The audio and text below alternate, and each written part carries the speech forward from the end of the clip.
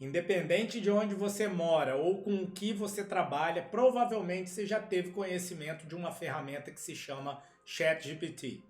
Essa ferramenta, provavelmente você recebeu ou através de um meme dela fazendo algo ou espetacular, ou sendo enrolada com uma pergunta muito simples, com uma piada sem graça. Mas o fato é que essa ferramenta, quando em boas mãos, tem sido utilizada para revolucionar vários setores do conhecimento humano, sejam eles médicos ou não médicos. O ChatGPT é uma ferramenta que aprende com um alto volume de informações escritas e está evoluindo, aprendendo com esse grande volume de informações que ele é capaz de consumir. Se você usa no dia a dia, você percebe que à medida que você vai conversando com ele, vai nutrindo ele com informações significativas, ele vai trazendo respostas cada vez mais acuradas e cada vez mais humanizadas. Pasmem! Aí, essa semana aparece um artigo no Radiology, que é uma das grandes revistas de radiologia mundial, avaliando a eficiência do modelo 4.0 do ChatGPT, realizando uma prova similar em grau de complexidade e volume às provas de título de especialista em radiologia no Canadá e nos Estados Unidos. E aí, será como que o ChatGPT 4.0 se saiu?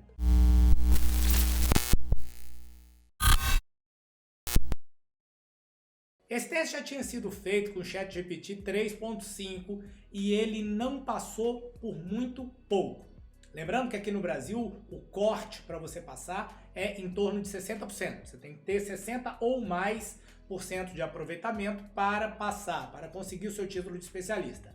Lá o título é acima de 70%, ou seja, precisa de 70% ou mais. Então, esse é um artigo do Radiology, fica aqui a referência, é um artigo free, você pode acessar lá e ler. Dr. Rajesh Baiana avaliando a eficiência do ChatGPT-4 na radiologia. O que ele evoluiu e avançou em relação ao ChatGPT 3.5. Performance evolutiva dele, aqui a gente tem um quadro de dentro desse artigo, ChatGPT 3.5 contra ChatGPT 4.0. Ele foi avaliado resolvendo 150 questões de múltipla escolha. Então, o conteúdo estava lá, ele precisava ler aquele conteúdo, ser nutrido com aquele conteúdo e chegava a uma resposta acurada. Dessas questões, 61 questões, ou seja, aproximadamente 40% das questões, eram questões mais simples, questões de complexidade mais baixa, ou low order thinking. São questões nas quais, se você prestar atenção no contexto do que está escrito, você vai conseguir fazer um recall do seu conhecimento e responder.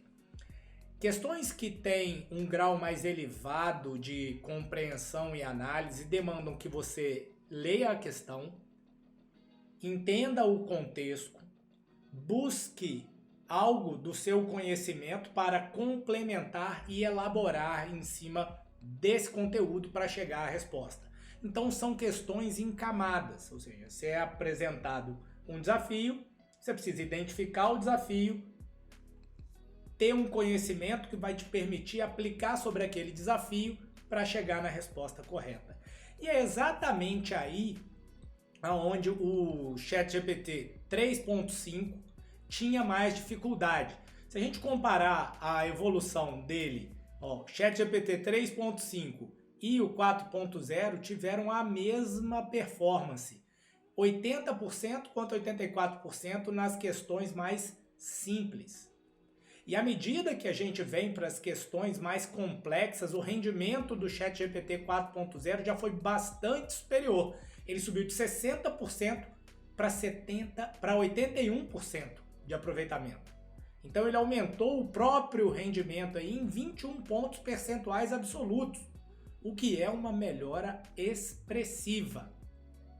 Essas questões, elas eram classificadas de acordo com descrição dos achados de imagem, manejo clínico, então o que se fazer com este paciente uma vez que ele tem esse aspecto de patologia, então você precisa identificar a patologia de acordo com a descrição, fazer o diagnóstico dela, outra camada, e imaginar qual é o tratamento, ou saber qual é o manejo desse paciente.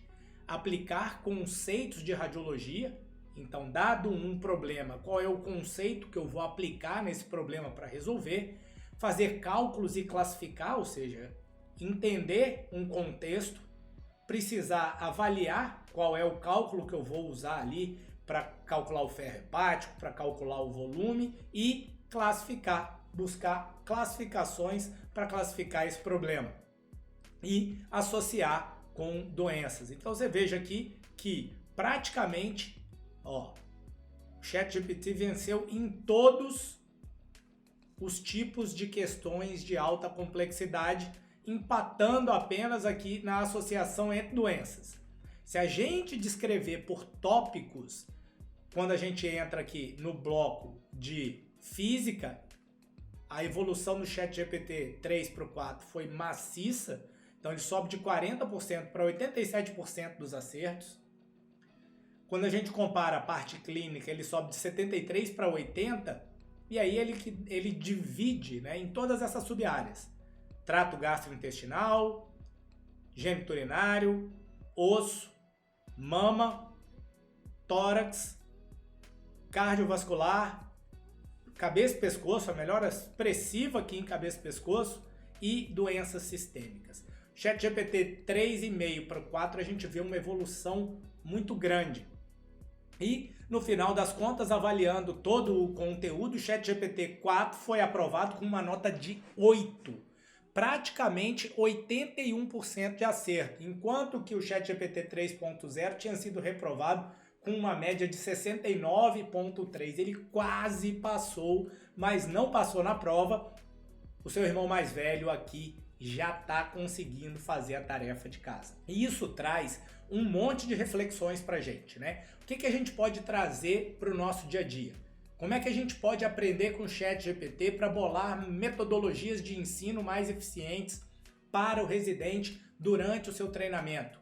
Como é que a gente pode aplicar esse conhecimento para estudar para a prova de forma mais efetiva? Ou do outro lado, como é que a gente pode bolar questões de prova mais eficazes, que meçam de fato o que o estudante precisa aplicar lá no dia a dia, para que a gente não esteja avaliando beirada de livro, enquanto conteúdos muito pertinentes do dia a dia ficam descobertos? Como é que a gente faz o Pareto de forma mais eficiente do que cai no dia a dia, ou seja, do que ele de fato precisa saber, dentro daquele vasto conteúdo de radiologia que precisa ser coberto? Agora, para apontar algumas diferenças das questões de complexidade mais elevada, ele dá um exemplo aqui de uma questão. Aqui a gente tem a versão 3.5, o pretinho é o 4.0. Então é uma questão relativamente simples, onde ele descreve um paciente que faz uma tomo de tórax internado por uma pneumonia persistente.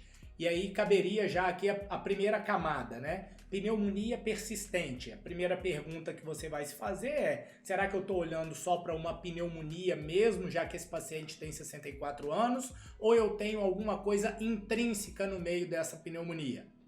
Será que eu tenho um tumor de pulmão aí? Essa é a pergunta que você deveria se fazer quando você encontra um paciente que trata para pneumonia e não melhora. E aí, na sequência, esse paciente faz uma tomo dentro do hospital que encontra um nódulo de 3 centímetros na adrenal. Então você tem uma pneumonia persistente com um nódulo adrenal. Qual é a associação que você precisa fazer de imediato? Outra camada. Você precisa de fato pensar em quê? Você precisa pensar em neoplasia de pulmão. Será que essa lesão adrenal é uma neoplasia de pulmão? E aí ele fala, aí a gente fez uma tomo de abdômen com protocolo de adrenal. Então, ele descreve a densidade pré-contraste, ele descreve a densidade na fase portal e ele descreve a densidade na fase tardia do exame e ele faz uma pergunta direta. Qual é o washout? Ele nem entra numa outra camada. Dado o washout, qual é a maior probabilidade de diagnóstico diferencial dessa lesão? Então, o ChatGPT 3.5 ele erra a conta. Ele faz uma conta de fase pré-contraste menos tardia, dividido por pré-contraste menos pós-contraste. Então ele chega a um resultado de 31%, e se a gente olhasse aqui, ele chega a um resultado de 29,5%, arredondando 31%, marcaria a letra A, o que está errado, porque a fórmula está inadequada. Então, ele identificou o problema, pegou os dados, só que ele, na hora de buscar o conhecimento de outra camada, o conhecimento mais complexo, que era ele saber qual é a fórmula do washout absoluto, ele pega uma fórmula errada e aplica a fórmula de forma errada, chega naturalmente a uma conclusão equivocada. Quando na verdade você já pega aqui o modelo, o irmão mais velho, ele pega a fase portal menos tardia, PT menos P menos T, P menos S, né? Então PT sobre PS. Então portal menos tardia, que seria o 88 menos 45, dividido por 88 menos 27. E aí você chegaria aqui ao resultado de um washout absoluto de 70%. E aí entraria no diagnóstico diferencial de washout absoluto elevado. Será que eu estou olhando para um adenoma e estou pensando numa neoplasia? Ou será que eu estou olhando para uma neoplasia? Você poderia aplicar isso de forma mais efetiva com mais uma camada que no final das contas, eu acho que seria uma pergunta mais bem feita ainda. Isso tudo aplicado, qual é a principal hipótese diagnóstica que a gente está encontrando? Ou se você não é capaz de fechar o diagnóstico em cima disso, qual seria o próximo exame, qual seria o próximo passo para você aplicar para diferenciar esse nódulo adrenal de um adenoma de uma metástase do possível câncer de pulmão. Agora, eu sei que você conhece o ChatGPT, provavelmente já usa, não sei se você explorou ele de forma mais significativa. Deixa aqui o seu comentário de qual vai ser o impacto, na sua opinião, do ChatGPT. 1. Na radiologia como um todo. 2. Se ele vai se unir com os algoritmos de análise de imagem e vão começar a relatar os exames sozinhos. 2. Dá a sua opinião de se você tem usado ele para melhorar a sua metodologia de ensino. 3. Será que se a gente aplicar ele para fazer a prova do Colégio Brasileiro de Rádio, será que ele passa?